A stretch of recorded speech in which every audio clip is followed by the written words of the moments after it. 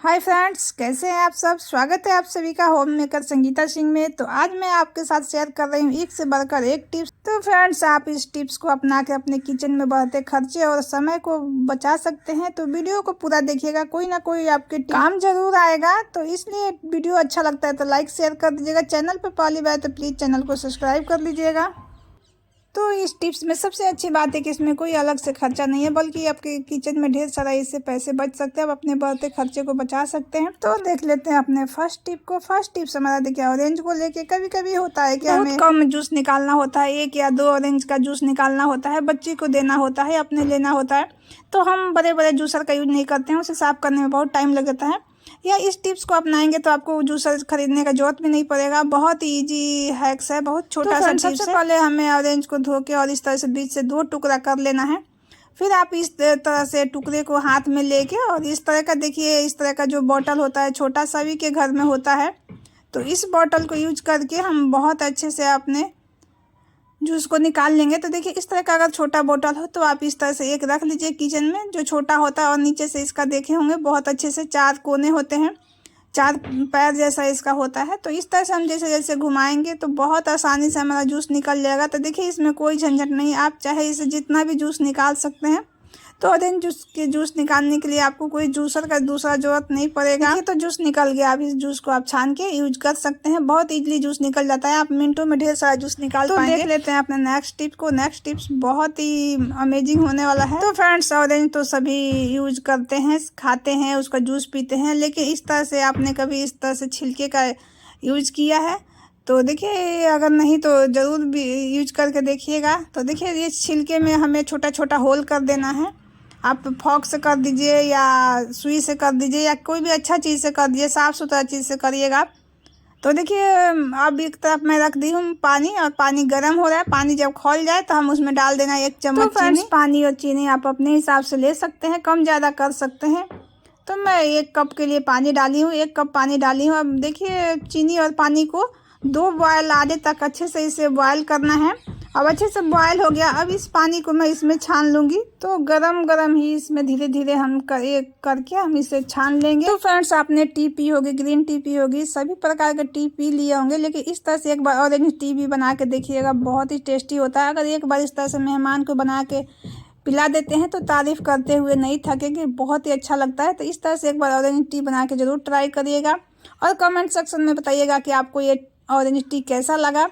तो देख लेते हैं अपना नेक्स्ट टिप्स को। नेक्स्ट टिप्स हमारा देखिए कुकर को लेके कभी कभी होता है कि हमारा ढक्कन का इस तरह से सेफ्टी गार्ड फट जाता है और हमारे पास दूसरा कुकर नहीं होता है ताकि हम उसमें दूसरा कुछ जल्दी से बना ले। तो कभी कभी होता है हम जल्दी में कुछ बनाना होता है, हमें कुकर की ज़रूरत होती है, हम इसका रिपेयर नहीं करा पाते हैं। तो देखिए उस समय आप इमरजेंसी में ये टिप्स अपना सकते हैं। तो इस तरह से ले लीजिए आप गुथा हुआ आटा, और गुथा हुआ आटा को लेके आप इस तरह से गार्ड के ऊपर इस तरह से चिपका दीजिए। फिर आप देखिएगा इससे आपका काम बहुत ही आसान हो जाएगा और बहुत अच्छे से आपका कुकर का ढक्कन ठीक हो जाएगा। लेकिन ध्यान रखिएगा ये परमानेंट इलाज नहीं है, आप इस तरह से इसका गार्ड ठीक करवा लीजिएगा। बस आप 1 या 2 बार इस तरह से यूज कर सकते हैं, ये इमरजेंसी के लिए, हमेशा के लिए नहीं है। तो इस बात को आप जरूर ध्यान रखिएगा। लेते हैं अगले अपने टिप को। देखिए अगला टिप हमारा है बनाना को लेके। तो फ्रेंड्स, बनाना सभी खाते हैं, लेकिन बनाना हम खाते हैं और इसका छिलका फेंक देते हैं। लेकिन बनाना से भी ज़्यादा फायदेमंद ये छिलका है। तो हम छिलके का उपयोग करके ढेर सारा पैसे बचा सकते हैं। तो बनाना हमारे हेल्थ के लिए फ़ायदा करता है, हमारे शरीर के लिए। इससे हमें बहुत सारा विटामिन्स मिलते हैं। लेकिन इसके छिलके भी हमारे ब्यूटी टिप्स के लिए बहुत ही काम आते हैं। तो हम ब्यूटी टिप्स के लिए भी महंगे महंगे प्रोडक्ट खरीदते हैं जो कि बहुत अच्छे नहीं होते हैं, जो घर में होते हैं फ्री के, हम उसे इसका मैं बहुत ही खास उपयोग बता रही हूँ, जिसे अपना के आप अपने ढेर सारे पैसे बचा सकते हैं। तो देखिए इस तरह से एड़ी का जो प्रॉब्लम होता है कि सभी के साथ होता है, लगभग लोगों का ये परेशानी होता है कि सर्दी में ज़्यादा एड़ी फटता है।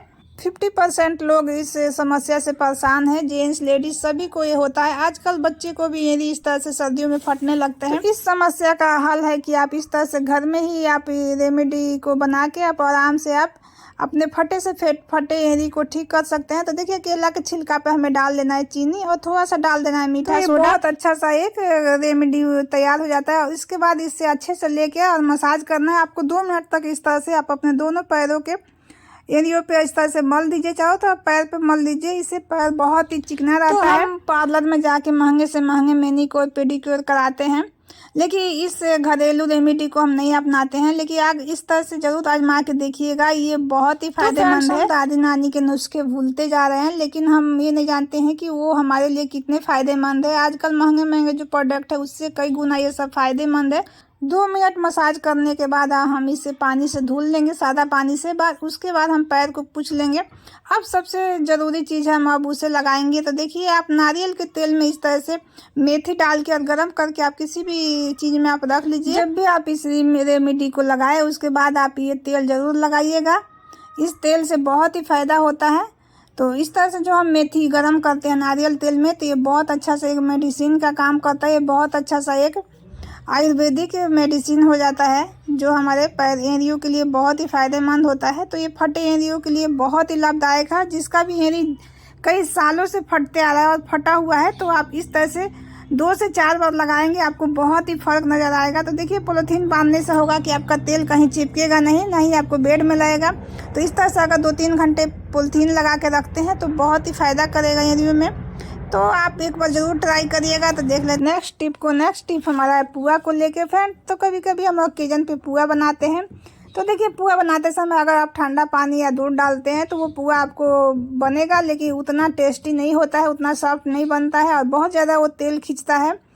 तो देखिए, इस तरह से आप पुआ बनाते हैं तो बिल्कुल कम तेल खींचेगा और बहुत ही अलग पुआ बनेगा, उसका टेस्ट बिल्कुल अलग आएगा। तो आप इस तरह से ज़रूर बना के ट्राई करिएगा। तो सबसे पहले आप गर्म दूध लीजिए बिल्कुल खौलते हुए, और उसमें आप चीनी डालिए और फिर आप ड्राई फ्रूट डालिए और अच्छे से उसे सेक करिए जब तक कि वो खूब अच्छे से झाग ना बन जाए। अब उसमें आप गेहूं के आटा डालिए या मैदा सूजी डालिए, जो भी डालना है डाल के उसका बैटर तैयार करिए। फिर आपका पुआ बिल्कुल परफेक्ट बनेगा और बिल्कुल तेल नहीं खींचेगा। ये बिल्कुल परफेक्ट पुआ बनेगा, बिल्कुल अलग बनेगा। तो इस तरह से भी आप एक बार ज़रूर बना के ट्राई करिएगा। आप किसी भी चीज़ का जिस भी चीज़ का पुआ बनाते हैं उसमें गर्म दूध या गर्म पानी डालिएगा तो आपका पुआ बहुत ही परफेक्ट बनेगा। तो इस तरह से बना के ट्राई करिएगा और कमेंट सेक्शन में बताइएगा कि आपका पुआ कैसा बना। तो देखिए कितना सॉफ्ट बना है। अपने नेक्स्ट टिप्स हमारा देखिए आटा के पैकेट को लेके। तो हम आटा लाते हैं और ये आटा यूज करके और पैकेट को ऐसे ही बेकार समझ के फेंक देते हैं, लेकिन ये पैकेट हमारे लिए बहुत यूजफुल है। हम इसे किचन में अलग अलग तरीके से यूज कर सकते हैं। तो देखिए, सबसे पहले मैं नीचे से कट कर दी हूँ, फिर ऊपर से बराबर कट कर दूंगी। उसके बाद एक साइड से हमें कट कर लेना है जिसका ज्वाइंट है। अब देखिए, ये बहुत ही अच्छा सा हमारा एक ऑर्गेनाइजर बन गया है। इसका हम बहुत ही अलग अलग यूज कर सकते हैं। हम इस पे रख के काउंटर टॉप पे सब्जी काट सकते हैं और बिल्कुल हमारा काउंटर टॉप गंदा नहीं होगा। बहुत अच्छा आसानी से हम इसे डस्टबिन में डाल के और इसे फिर धुल के रख सकते हैं। तो देखिए, इस तरह से हमारे नीचे भी कोई काउंटर टॉप पे दाग नहीं लगेगा। अब इस पे हम रोटी भी बना सकते हैं, हमें कोई अलग से कपड़ा या कुछ भी लेने का जरूरत नहीं पड़ेगा।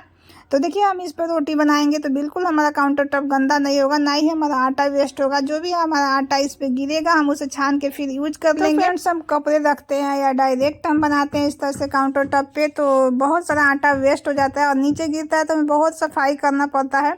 तो हम इस तरह से बनाएंगे तो हमें आटा भी वेस्ट नहीं होगा और सफाई भी कम करना पड़ेगा। तो ये थे आज के हमारे छोटे छोटे टिप्स। तो उम्मीद करते हूँ कोई ना कोई टिप आपके काम आएगा। तो आज के लिए बस इतना ही, मिलते हैं नेक्स्ट वीडियो में।